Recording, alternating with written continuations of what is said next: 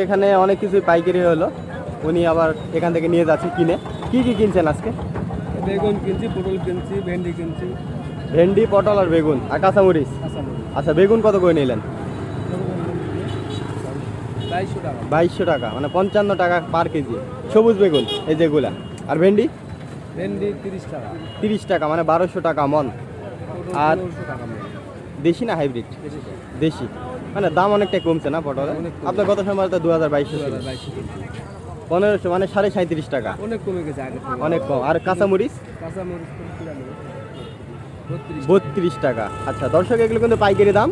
কাঁচামরিচ 32 টাকা, ভেন্ডি 30 টাকা, বেগুন 55 টাকা, আর পটল হচ্ছে 37.5 টাকা কেজি। এগুলো কিন্তু পাইকারি দাম। আপনারা খুচরোতে কত দামে কিনছেন জানাবেন, আর কোথা থেকে ভিডিওটা দেখছেন অবশ্যই কমেন্টে জানিয়ে দেবেন। এগুলো কোথায় নিয়ে যাবেন? কাশিন্দি হাট। আচ্ছা, তো দর্শক যাই হোক, এগুলো পাইকারি দাম জানিয়ে দেওয়ার চেষ্টা করলাম। এরকম নিয়মিত দরদাম বিষয়ে ভিডিও পেতে অবশ্যই এই সরকার এগ্রো পেজটি ফলো দিয়ে পাশে থাকবেন।